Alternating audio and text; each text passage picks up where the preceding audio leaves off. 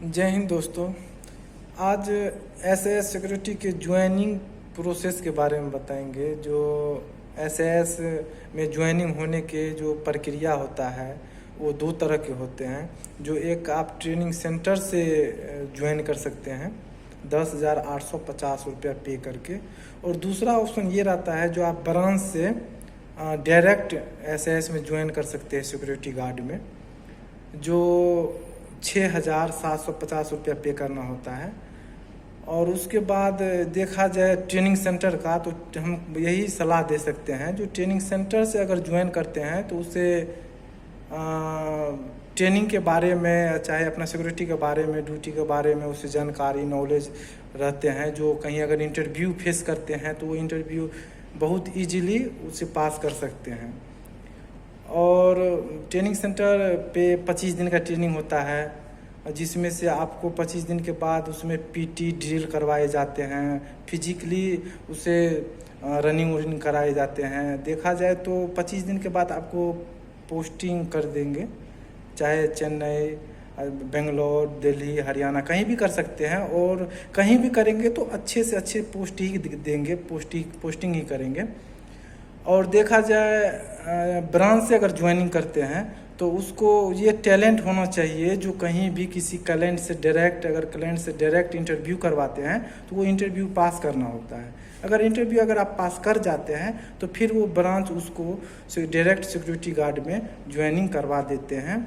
6,750 रुपया पे कर दिया जाएगा, उसको करना पड़ेगा उसको, तो फिर उसको डायरेक्ट ज्वाइन हो जाता है। और ये हम यही कह सकते हैं कि अगर आप ट्रेनिंग सेंटर से करते हैं तो आपको सिक्योरिटी के बारे में नॉलेज, जानकारी, जैसे आपको क्लास देगा, क्लास में ये जानकारी देगा जो आपको फायर कितने प्रकार के होते हैं, और सिक्योरिटी से रिलेटिव एनी क्वेश्चंस वो आपको बताएंगे, जानकारी हो जाएगा। तो आप कहीं भी अगर इंटरव्यू में जाते हैं तो इजीली आप पास हो जाएंगे।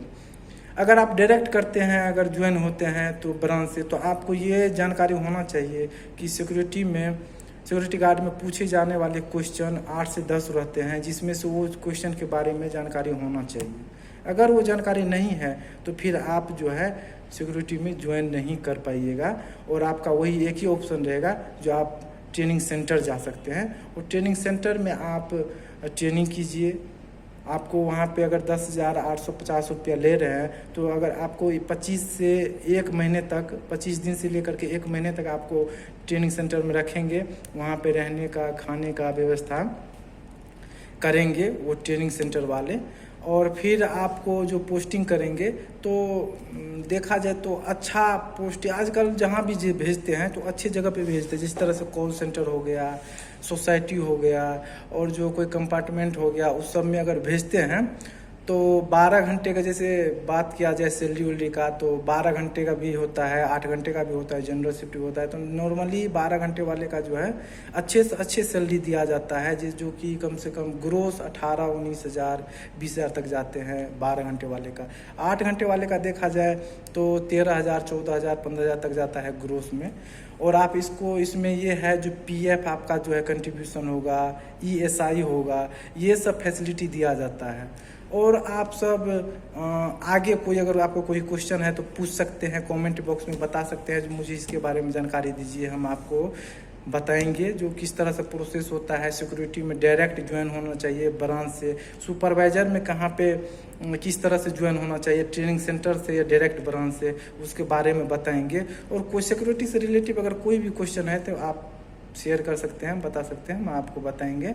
और अगर आप चाहते हैं कि कोई और क्वेश्चन जो सिक्योरिटी से रिलेटिव हो तो आप कमेंट बॉक्स में कमेंट कर सकते हैं, हम आपको जो वहाँ से डायरेक्ट आपको जो है वीडियो के माध्यम से हो या चाहे कॉल के माध्यम से हो आपको बताएंगे।